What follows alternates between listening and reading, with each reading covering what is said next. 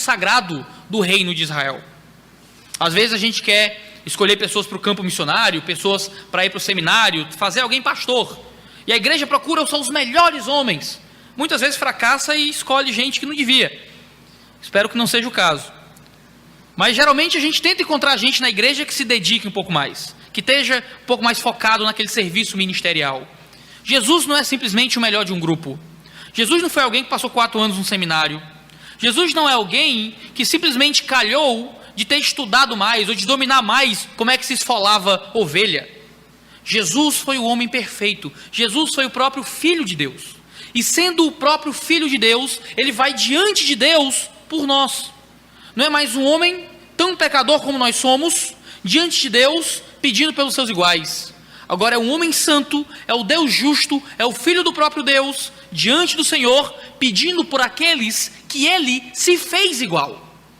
E que ele se colocou em nosso lugar. Ele é o sumo sacerdote, que é Filho de Deus, e ele é o sumo sacerdote que entrou nos céus.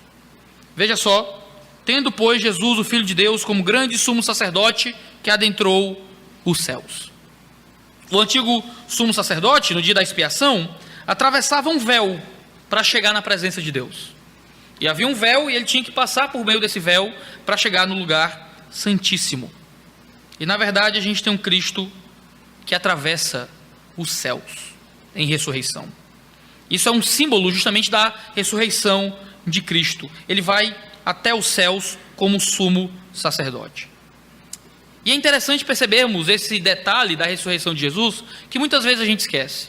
A gente vive às vezes um tipo de deísmo cristão. Você conhece deísmo?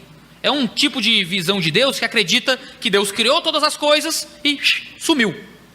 Deu o pontapé inicial, botou a engrenagem para girar e foi embora.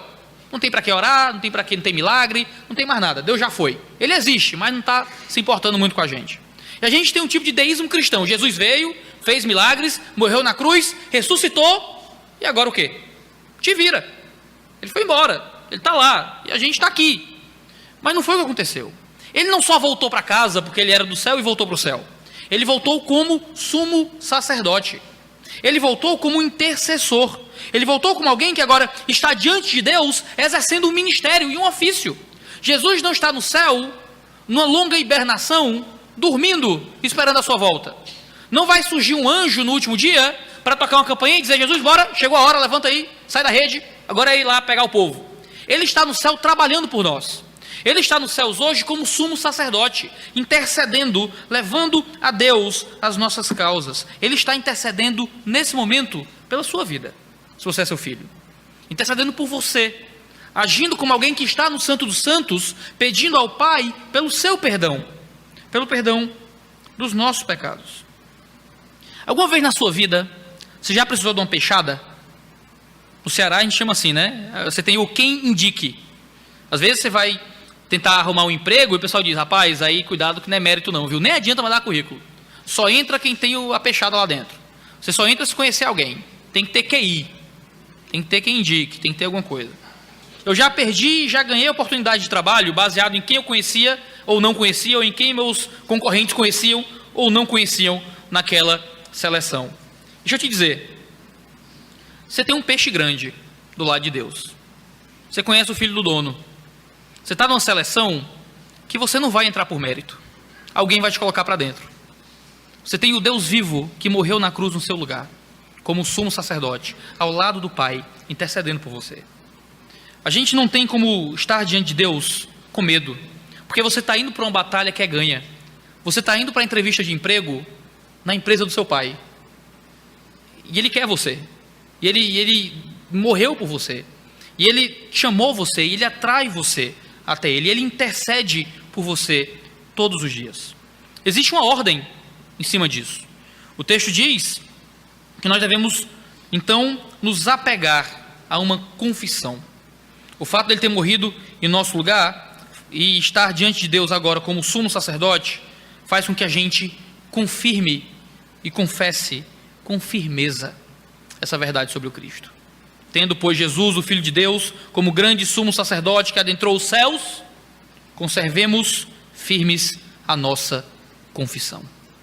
Você precisa conservar algo com firmeza. Confissão aqui não é confissão de pecados. O termo confissão aqui é confissão de crença, é confessar, crer em Cristo como Senhor, como intercessor, como nosso sacerdote. Nós temos um novo sacerdote muito maior que os sacerdotes do Antigo Testamento, então nós não precisamos voltar aos meios antigos de redenção. Para os judeus, eles precisavam de sacrifícios sacerdotais.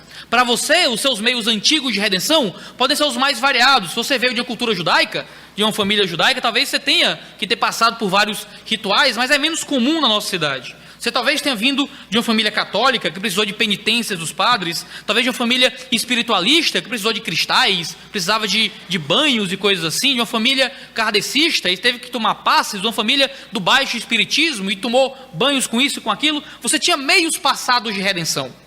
Perceba, os judeus tinham um meio de redenção que fazia sentido e que foi dado por Deus por um momento. Eles eram redimidos pela fé em Cristo Jesus que viria, e isso era simbolizado através dos sacrifícios do sacerdote. E aquilo foi dado por Deus. E o autor está dizendo que vocês não precisavam voltar para isso. Quanto mais meios de redenção que nos foram vendidos pela nossa família, pela nossa cultura, por falsas religiões, que muitas vezes fazem parte da nossa vida ainda. Pode parecer que não, mas muitas vezes nós somos muito capazes de sermos sincréticos, mesmo em boas igrejas. O pastor Valbert sempre contava a história, não é? Da criança que chegou na igreja com um negocinho enrolado no braço. Aí você pergunta para a mãe: o que é isso aqui? Ah, pastor, é para Deus, é para proteger do mal olhado. Aí você diz: mas irmã, você não era crente não? Eu achava que era Deus que protegia. Como é que é isso? Mal olhado, não é? Às vezes a gente está na igreja e consegue ainda assim se apropriar de certos mitos e coisas que são contrárias aos planos de redenção do Senhor, acreditando que essas coisas têm algum peso ainda. Os judeus que receberam a carta aos hebreus, eles não estavam simplesmente tentando voltar para o judaísmo, abandonar Cristo, ser judeu de fato. Não, eles queriam criar um tipo de amálgama entre judaísmo e cristianismo. Eles queriam ainda ter um pé lá e um pé aqui, um pé no Sinai e um pé no Calvário. E o que o autor está dizendo é que não dá para juntar as duas coisas mais. Não dá para você viver nas práticas rituais do Antigo Testamento, de sacrifícios e sacerdotes, e encontrar o grande sumo sacerdote acima de todos os outros. Temos que manter firme a nossa confissão, a crença de que Jesus é o nosso único e novo e suficiente sumo sacerdote. Você deve guardar essa confissão,